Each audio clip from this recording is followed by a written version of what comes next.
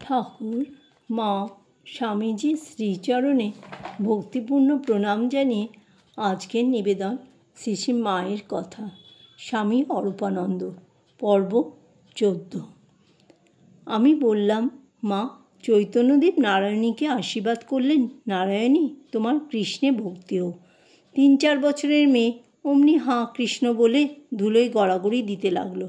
একটি গল্প আছে যে নারদের সিদ্ধিলাভের পর একটা পিঁপড়ে দেখে হঠাৎ কীরকম দয়া এলো। ভাবলেন, আমার কত জন্ম তপস্যার পর তবে সিদ্ধিলাভ হলো, আর এর মানুষ হতেই তো কত দেরি। দয়ায় পিঁপড়েটাকে আশীর্বাদ করলেন, মুক্ত হয়ে যাও, মুক্ত হয়ে যাও। অমনি পিঁপড়েটা পক্ষী, পশু ইত্যাদি ইতর জীবদেহ ধারণ করে ক্রমে মানুষ হলো। মানুষ দেহে অনেক জন্ম ভোগ করে করে ক্রমে তপস্যায় মন এলো এবং ভগবানকে আরাধনা করে মুক্ত হলো। এসব অসংখ্য জন্মের খেলা নারদের চোখের সামনে যেন মুহূর্ত মধ্যে হয়ে গেল। তা মহাপুরুষের কৃপা হলে তো যখন তখন হয়। মা বললেন, তা হয়। আমি বললাম, তবে শুনেছি অপরের পাপের বোঝা নিয়ে শরীর থাকে না। যে শরীর দ্বারা অনেকের উদ্ধার হতো সেই শরীর হয়তো একজনের জন্যই ক্ষয় হয়। মা বললেন, হ্যাঁ, তার শক্তিও কমে যায়। যে সাধন তপস্যার শক্তির দ্বারা অনেকের উদ্ধার হতো তা একজনের জন্যই ক্ষয় হয়ে যায়। ঠাকুর বলতেন, গিরিশের পাপ নিয়ে আমার শরীরে এই ব্যাধি, তা গিরিশও এখন ভুগছে। আমি বললাম, মা, আমি একদিন স্বপ্ন দেখি যে একটা লোক মাথায় ঝাঁকড়া ঝাঁকড়া চুল এসে তোমাকে খুব ধরে বসেছে। তুমি যাতে তাকে সদ্যই কিছু করে দাও। সে তোমার কাছ থেকে পূর্বে মন্ত্র নিয়েছে, কিন্তু নিজে কোনো সাধন ভজন করবে না। তুমি বলছো, একে যদি আমি এখনই কিছু করে দিই তাহলে আর আমি বাঁচব না, আমার দেহ থাকবে না। আমি দুহাতে তোমাকে নিষেধ করছি আর বলছি, ওকে কেন করে দেওয়া, ও নিজে করতে পারবে, সাধন করুক। সে ওই রকম বারবার বলাতে তুমি যেন ত্যক্ত হয়ে তার বুক ও ঘাড় স্পর্শ করে কি করে দিচ্ছ এবং খানিক করতেই কেবল ওই বলছো, একে যদি আমি এখনই কিছু করে দিই তাহলে আমি আর বাঁচব না, আমার দেহ থাকবে না। তখন স্বপ্ন ভেঙে গেল।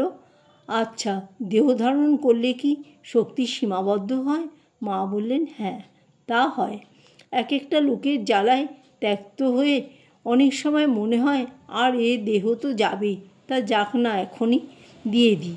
এই যে রাধি রাধি করি, এ তো একটা মোহ নিয়ে আছি। আমার পাগলা টাগলাটাকে ভয় করে, আবার সেইটা আসে না, কি করে, তুমি মঠে চলে যাচ্ছ, ভয় হয়। আমি বললাম, মা, ভগবান দর্শন মানে কি জ্ঞান চৈতন্য লাভ না আর কিছু? মা বললেন, জ্ঞান চৈতন্য লাভ না তো আর কি, নতুবা কি দুটো শিং বেরোয়? আমি বললাম, এদের ভগবান দর্শন মানে অন্য রকম, তাকে চোখে দেখা, কথা বলা। মা বললেন, বাবাকে দেখিয়ে দাও, বাবাকে দেখিয়ে দাও বলছে। তিনি এত কারুর বাবা নন, গুরু কর্তা বাবা, এই তিনে তার গায়ে কাটা বিদ্ধ। কত মুনি ঋষি যুগ যুগান্তর তপস্যা করে পেলে না, তা সাধন নেই, তপস্যা নেই, এখনই দেখিয়ে দাও, আমি এত পারবো না। তিনি কাকে দেখিয়ে দিয়েছেন বলো না? আমি বললাম, আচ্ছা মা, কেউ চাচ্ছে কিন্তু পাচ্ছে না, আবার কেউ চাচ্ছে না তাকে দিচ্ছেন, এই কথার মানে কি? মা বললেন, ঈশ্বর বালক স্বভাব কিনা, কেউ চাচ্ছে তাকে দিচ্ছেন না, আবার কেউ চায় না তাকে সেধে দিচ্ছেন। হয়তো তার পূর্বজন্মে অনেক গুণ ছিল, তাই তার উপর কৃপা হয়ে গেল। আমি বললাম, তাহলে কৃপাতেও বিচার আছে? মা বললেন, তা আছে বই কি, যার যেমন কর্ম করা থাকে, কর্ম শেষ হলেই ভগবান দর্শন হয়, সেটি শেষ জন্ম। আমি বললাম, মা, জ্ঞান চৈতন্য লাভ করতে হলে সাধন, কর্মক্ষয়, সময় এসব দরকার মানলাম, কিন্তু তিনি যদি আপনজন হন তবে কি তিনি ইচ্ছা করলেই দেখা দিতে পারেন না? মা বললে, ঠিক কথা, তবে এই সূক্ষ্মটি তুমি যেমন ধরে বসেছ তেমনটি আর কে ধরে বসেছে? সবাই ওটা একটা করতে হয় তাই করে যাচ্ছে, ঈশ্বরকে চায় কজনে? আমি বললাম, আমি তোমাকে আগে একদিন বলেছিলাম যে আপন মায়েরও যদি যত্ন স্নেহ না পায় তবে ছেলে মাকেও মা বলে জানে না। মা বললেন, তা তো ঠিক কথাই।